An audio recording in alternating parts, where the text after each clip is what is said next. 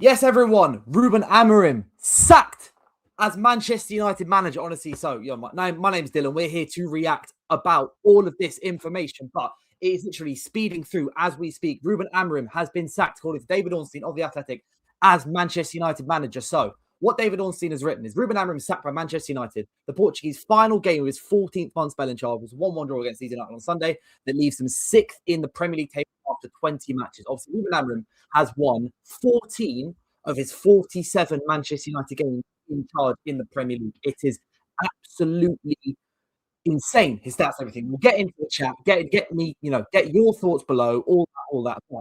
So what's expected to happen now with Manchester United is that former midfielder and current under-18s coach Darren Fletcher, obviously we've seen his son make his debut of United under Ruben Amorim just a few weeks ago, is expected to take charge on an interim basis. His first game is expected to be the game against Burnley away from home at Turf Moor on Wednesday night, and a permanent managerial appointment, isn't expected to take place until the summer. So Manchester United have not only decided that Ruben Amorim is gone, finished, out Carrington, left, right and centre, but at the same time, a new permanent manager is not expected to come in until the summer. Honestly, guys, I can't, the way that I've seen this, my hand, when I saw this pop out on my Twitter this morning, literally 10 minutes ago, 12 minutes ago, my hand is shaking. But all the news is breaking, and I'm going to be reading it out to you as it comes out. But obviously, yesterday, Ruben Amorim was, I'm still waiting for if further confirmation comes. Bang! Manchester United official statement now, Ruben Amorim. So, Manchester United have said officially, Ruben Amorim has departed his role as head coach of Manchester United. Ruben was appointed in November 2024 and led the team to Europa League final in Bilbao in May. With Manchester United sitting 6th in the Premier League, the club's leadership reluctantly made the decision that it is the right time to make a change. This will give the team the best opportunity of the highest possible Premier League finish. The club would like to thank Ruben for his contribution to the club and wishes him well for the future. Darren Fletcher will take charge of the team against Burnley on Wednesday. So let me know your comments. Get your comments in below. My United fans, non-United fans, everything. Let me know what you think below about Ruben Amorim sacked by Manchester United. It was coming though, wasn't it? Realistically, when you read the quotes he had ahead of the Burnley game, ahead of the Leeds game on the Friday and the Sunday, it was Ruben Amorim talking about a lack of changes in January. Ruben Amorim feel like he's not got proper control, etc., etc. With United, I say United, obviously I'm a United fan. In what inspiring performance for a team, a team in 6th looking for Champions League places against Leeds, they've had good form, but they sit 16th. Ruben Amorim comes out afterwards after 4 wins in 47 games, having dropped 20 points in the league so far this season to the likes of let's say Everton, West Ham, Fulham, Wolves, Leeds, all of these teams. He asked for more control. He asked for more control of the transfer market. He wanted to be known as the manager of Manchester United, not just the head coach. And United have gone, no. The wording, by the way, in this club statement is very, very interesting. So what they say is that the club's leadership has reluctantly made the decision that it's the right time to make the change to give the team the best opportunity of the highest possible Premier League finish, which is essentially that's just admitting that they know that Amorim's not the best out there. With Ineos have their whole best in class thing. Yeah, they've got their whole, we want to hire the best in, the best in class in the CEO, sporting director, etc. And how they've performed is a whole different conversation. What United fans think about Jason Wilcox, how he's done so far in the director role, as well as the technical director role, Omar Barada at CEO, and even Sir Jim Ratcliffe, obviously, big questions still over him because this was the appointment. Sir Jim Ratcliffe himself was saying loads and loads of times over the last, 10 months or so, he was going, to prove his worth, Ruben Amorim needs to be given the entirety of his 3-year deal, etc. Clearly, it's not worth. But yeah, get your comments below. So Oliver says, I'm confused as to why they sacked him. At the end of the day, he's been sacked because the results aren't good enough, and then he's demanding more control. So he was appointed as the head coach, right? He was literally, they even say in this statement, Ruben Amorim has departed his role as head coach of Manchester United. It doesn't say sacked. It doesn't say neutrally But it says reluctantly, the club's leadership have made the decision that it's the right time to make a change. And yes, so user VJ6 does point out United are sixth in the league, but you can't be have the results that Ruben Amorim has had at Manchester United, even though you are sixth, and assume that you because you got to think about it as Ruben Amorim's first year in charge.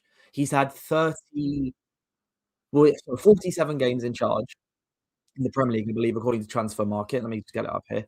So 47 Premier League games in charge, 15 wins, 13 draws, 19 losses. That's 58 points and an average of 1.23 points per game. United are on course for about what, low 60s, high 50s points wise, which might this season, which might have been good enough to get Champions League because this season everyone's drawing left, right, and centre. The quality of the Premier League, so many teams are so even right now. That's why you're seeing so many draws all over the place. Apart from Arsenal, obviously Arsenal are realistically a class above everything else, every other team at the moment in terms of their consistency, getting the results out. When they go 1-0 down, they come back, Declan Rice scoring against Bournemouth, etc. Everyone else, everyone's drawing all the time. So many, even City against Chelsea last night, 94th minute, Enzo Fernandez, 94th minute equaliser. Everyone is drawing. But Amorim has dropped points to Wolves, to Everton, to West Ham, to Fulham, to Brentford. 20 points Ruben Amorim has dropped to non-Big Six sides so far this season. But I mean, maybe like actually adding Spurs in, that's drop Spurs. So 18 points, non-Big Six sides already so far this season. But the interesting thing here I'm looking at here, more than anything else, is the decision to wait until the summer. So they've not even said Darren Fletcher will be interim until we find a new manager. David Ornstein, Laurie Whittle, and the Athletic, it's all the way until the summer. Now that tells me that potentially someone on their list currently has a job. Maybe it's Oliver Glasner, as some of the comments are saying. Apparently Alejandro Garnacho was like Fabrizio's post about it. But yeah. Ronnie Dodger says Darren Fletcher's taken over. Who's going to manage the under 18s then? That's just going to be a decision they're going to have to make in the coming days. Maybe it'll be like the previous under 21 coaches took over under 18s. But Darren Fletcher taking over as interim boss. But the thing that's in the back of my mind here, as I was saying before, is that if they want to wait until the summer, as per David Ornstein, maybe that's just the best set of options they've got. Maybe they've learned from appointing Ruben Amorim in November last year, saying, because they said to him, it's now or never. Maybe they've just decided that was the wrong idea and they need to wait until the summer. So who is available in the summer? Because in the back of my head, I'm thinking Nagelsmann. I'm saying this completely just out of nowhere, right? Because like Nagelsmann obviously is a fantastic coach, been linked with us before, was on our previous lists. There's also other managers who were on our lists before hiring Amorim. You've got obviously Thomas Frank. I don't think we'll get it now because of what's happening at Spurs. You've got Nagelsmann, Glasner, Marco Silva. They met with as well. A lot of the managers that they met with when they were thinking about replacing Eric Ten Hag in 2024 have jobs. So I kind of understand it, but it's going to be really interesting how this team is going to go for the rest of the season. Bringing in Darren Fletcher. So for those of you who don't know, Darren Fletcher, obviously ex-Man United midfielder. He is the current under-18s head coach. My question now is what happens with Rashford? Very true. Very, very well. What happens with Rashford is up to Barcelona, isn't it? Because Barcelona have a £26 million buy clause, and they can sign it for £26 million. That is an agreement with Manchester United that they have. So if they don't, Rashford might come back as well. Kobbie Mainoo. This is obviously very, very good news. Kobbie Mainoo, isn't it? Because Kobbie Mainoo's not started a single game this season. Midfield 2, admittedly, Bruno Fernandes got injured, and then Mainoo also got injured. So Mainoo would have been playing in these recent games, but he hasn't. But as a United fan myself, I'm still trying to digest this, and I'm trying to give you guys the information as it comes out. But at the same time, like as I said, literally, like my hand, it's shaking. Like 10 a.m. announcement, and this is quick because we heard last night that what was being said. All right, so Ben Jacobs, sorry, he just tweeted more on Ruben Amorim's sacking. Manchester United believe there haven't been enough signs of evolution or progress. Denials of power struggles or ultimatums, but there was but he understands that there was a breakdown between Amorim and Jason Wilcock. Manchester United back the objectives this season, including European football, and Manchester United insiders insist that Aaron was aligned in adding three forwards over the midfield last summer, especially knowing they were versatile. And whoever replaces Amram will still be a head coach, not a manager. No coach will ever sit above the leadership team or be given a recruitment veto like Eric Ten Hag, as Manchester United's model collaborative. This is so interesting. Like we've got, as I was saying before, I'm still trying to digest this. Like this is quick. I was expecting maybe you know, meetings to come out today, and there's been, maybe constructive talks, etc. But this is just bang. They've decided, but so He walked into Carrington this morning and just went bang. It is mad, absolutely mad. But yeah, for those of you just joining us, obviously the news is it's not even just reported now; it's official. Manchester United have sacked Ruben Amorim as their head coach. After obviously his quotes yesterday where he was saying, "I want to be the manager, not the head coach. Everyone's got to do their jobs. We've got 18 months. I won't quit." They've gone, right, fine, we'll fire you instead. So Manchester United, the wording is reluctantly make the decision to sack him to give the team the best opportunity to the highest possible Premier League finish. And then Darren Fletcher is due to take over the team and will be the manager in the dugout against Burnley on Wednesday, because Manchester United is obviously the next game at Turf Moor against Burnley. And they've not said anything about Darren Fletcher being the long-term manager, but as per David Ornstein, Laurie Whitwell, and The Athletic, United are going to wait until the summer to appoint their next manager. It is, give me your reaction. So Ruben Amorim, Ronnie says, Ruben Amorim probably walked in and was given his P45. Yeah, got to be. Yeah, like, that's what would have happened. They'd have decided last night in an emergency call, right, he's gone after these quotes. Because 10 a.m., that news to come out, it's too early. Like, it's too early for them to even sit down and try and discuss this. But the other thing I want to say as a United fan is the focus can't just be on Ruben Amorim, okay? This is something, there is a wider thing you need to focus on here. Because at the end of the day, Ruben Amorim's appointment and subsequent failings are on him, also on those who appointed him. We do have to understand this, that Jason Wilcox, Omar Barada, Sir Jim Ratcliffe. Sir Jim Ratcliffe has been in charge his stake at Manchester United has been there for just over 2 years, right? So it's December 2024, Christmas Eve 2024, so just gone 2 years. And what we see both on and off the field, it's been dodgy is the best word I can is the best way I can describe this, right? Is that obviously things haven't gone to plan about what they wanted.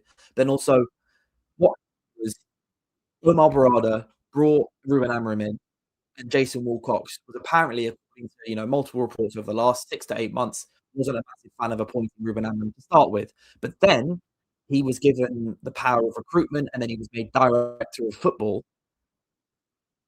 while also not feeling that Ruben Amorim is the right guy. And then subsequently, according to reports, there's been some sort of breakdown in relationship between Ruben Amorim and Jason Wilcox, director of football. Like, there is a certain level of disorganization here, and it was maybe, like, now you think about it, it was only ever heading one way, wasn't it? You've got your director of football, who was not too keen on the appointment of the manager to start with, but the CEO appointed him anyway. And at the time, Jason Wilcox wasn't even director, technical director. And then you had the whole Dan Ashworth mess, where Dan Ashworth thought the game model wouldn't have worked to start with. Maybe, over the course of time, he's been proved correctly. There's got to be questions about those above Ruben Amorim and their decision making as well. And because maybe, when they first went and spoke to Ruben Amorim, they would have said head coach. The contract he signed says head coach. Every single thing on Manchester United website, official pages, employee list, whatever, says head coach, not manager. And then now, kind of, Ruben Amorim suddenly asking, "No, I want to be manager of the club." That might be the main reason why he's been sacked, aside from the results, because the results just simply aren't good enough. Like United's official statement says, they want the best possible chance to achieve the goal of the season, which we all know is European football, potentially seeing how far we can go in the FA Cup, but it's mainly getting back into Champions League football, and not Champions League, maybe Europa League. But I think questions have to be asked, not just about Amorim, but also about those above Ruben Amorim, those making the decisions, those ones who wanted to appoint him or didn't want to appoint him, and they'll put in positions that they have to back him or work with him, despite the fact that they thought maybe, he wasn't the best person. So James Ducker says, Manchester United insiders say that while the head coach is central to the park ecosystem, he does not sit above it, and that a collaborative approach and structure is essential to achieving success. That makes sense. Ruben Amorim clearly wanted more power than he was given. Right, comments below. Again, let me know. Amorim to Chelsea, Maresca to United. Well, no, on the Chelsea front, um, Liam Rossinier, sorry, is expected to be appointed today. So according to Fabrizio Romano, his interview is scheduled to happen today. Following the interview, he's the main candidate. Just double check some stuff. He's appointed at Chelsea. But where Ruben Amorim goes next, I have I have no idea. I can't tell you. Because of those of you who may have seen me on DL Sports talking about Amorim before, I've said that I don't believe he's not a good coach, Ruben Amorim. I think that in 5, 10 years' time, maybe he would be the right guy for Manchester United, but he wasn't the right guy right now. It's just not, maybe it's too early in his career, but I don't think he's not a good coach. I just think he wasn't suited for the role that he's given at Manchester United right now, whether that be he feels because he needed more control or because, style wasn't working or because he was too wedded to his formation. Because actually that's another point to me that I'm not, another point that I've not said yet about this is Ben Jacobs last night came out and said that also another reason that Amorim's frustrations are starting to boil over at Manchester United before it then come out this morning that he's been sacked, is that he was being told to become more tactically flexible as a coach by those above him. So maybe he just didn't rate the ideas. Sharmak says Fletcher as interim is horrendous. I'm I don't mind it personally for now. I don't mind the fact that, it's the under-18s coach. Obviously, he is very wedded to the academy. He played for Manchester United for years. He won several Premier League trophies with Manchester United, worked under Sir Alex Ferguson. So in kind of an Ollie-esque way, I can see it working. Darren Fletcher's football, I know it's at the under-18s. It's a completely different level when you then take over a first team, especially at Manchester United. His football, I think, is a lot more Manchester United fans have been crying out for, especially me in the last 3, 4 months in terms of 4 at the back, bit more of a 4-4-2, a 4-4-1-1, 4-2-3-1.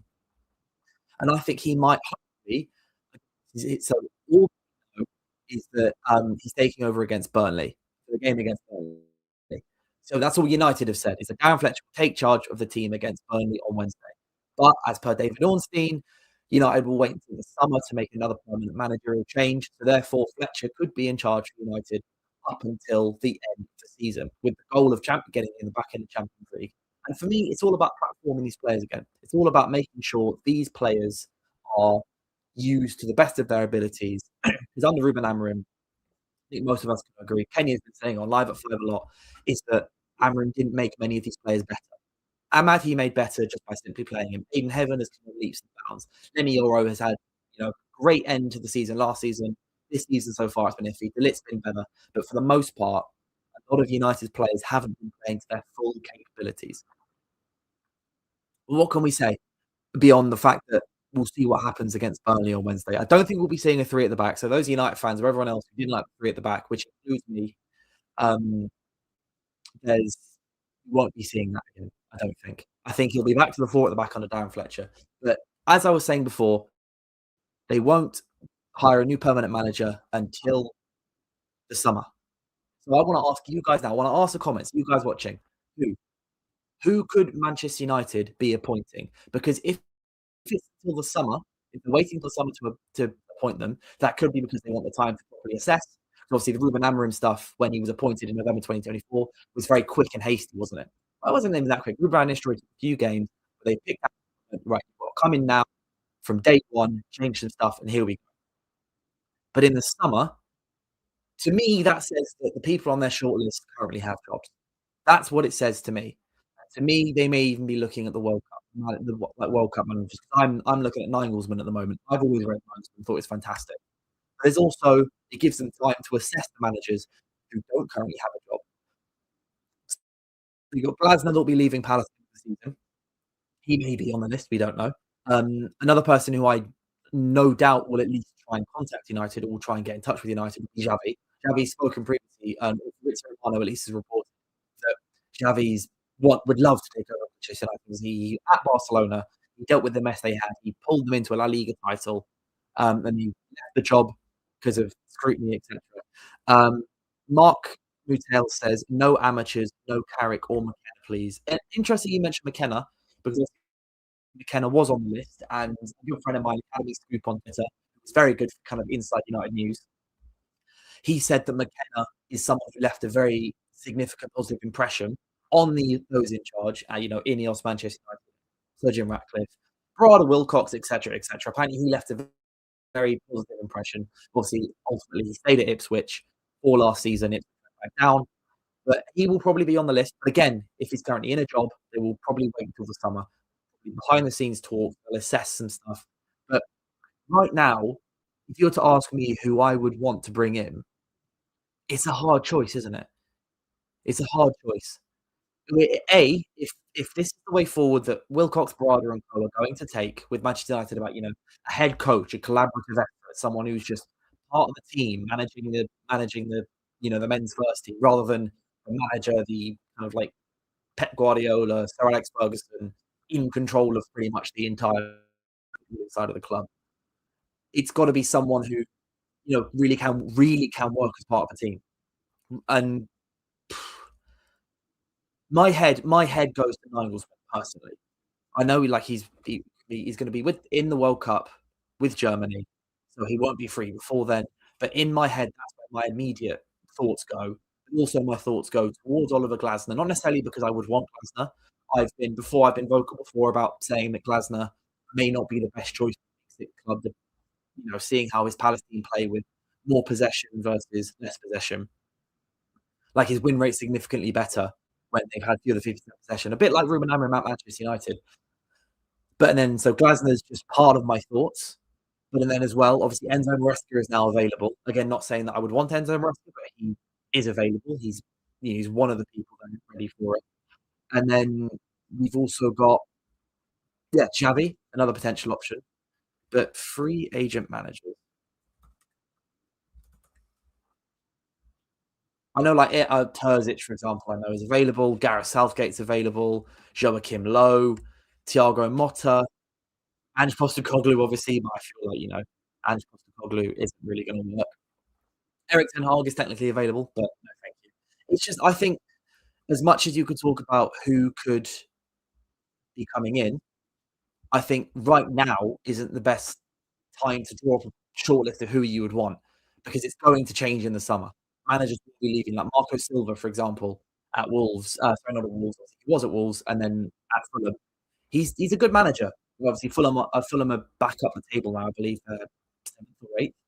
Fulham, like, they had a good start to the season, they're down, and then came back up again. Marco Silva's a good manager. He might be leaving Fulham at the end of the season. Glasner, but yeah. Xavi is probably in the forefront of my thoughts alongside Nagelsmann. It's the style of football that, Xavi played a 4-3-3 at Barcelona.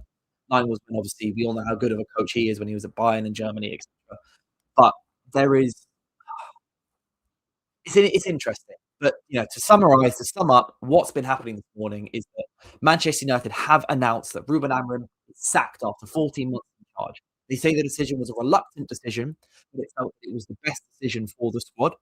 Darren Fletcher is set to take over as interim against Burnley, and according to David Ornstein, he's set to continue in charge until a new manager is found. But a new manager is not expected to be found until the season has ended, and they make their decision in the summer. But yeah, so what about Nagelsmann? We've been mentioning Nagelsmann. Xavi won the league with Barcelona squad, and Maine will get minutes. Xavi says he uses his own players a lot. Yeah, I think Xavi, the mold of who Xavi is, he understands Manchester United. Obviously, he was around. He was an elite midfielder in world football when Manchester United were at their peak. He played Manchester United in several Champions League finals. He identity-wise, I think he would get the club because Barcelona are a club that I feel on the continent are similar to Manchester United. Like kind of the stature of the club, how much the club means to those around them, to the fans, the expectations, the ethos of the club. I think Barcelona are more similar to United, I think, than most other elite clubs in European football. And Xavi gets obviously Xavi gets into Barcelona. He's a Barcelona boy. He managed Barcelona. He won everything with Barcelona. Identity-wise, I think it would be a good fit. But there are obviously so many other managers out there. But regardless, Thank you guys so much for watching this live. My hands starting to shake a little less. I think the adrenaline's slightly starting to wear off, but it should be very, very interesting going into this game against Burnley to see, immediately who Darren Fletcher is going to select in the starting 11. Obviously, as well, one of Nusayr Mazwari and Brandon Boomer is set to come home to Manchester United because the two of them are going to face off in the AFCON quarterfinals, obviously, because Morocco are facing Cameroon. So one of them will be going home, obviously. Then Ahmad is also playing as well. Bruno Fernandes is expected to be back from injury soon. Kobe Manu expected to be back from injury soon. Mason Mount back from injury soon. So suddenly, depending on how Darren Fletcher plays his football, things could be looking on the up for Manchester United. Regardless, thank you guys so much for watching. I hope you've enjoyed the live stream. And at 12:30, obviously, there's going to be the weekend roundup where Ruben Amorim will be a hot topic of conversation. So make sure to stay tuned for that. And also, I'll be back on DR Sports for live at 5 for more reaction. I'll be joined by Laurie and Ben to talk about all the Premier League's recent results. Looking forward to midweek, looking forward to the latest news. But apart from that, cheers.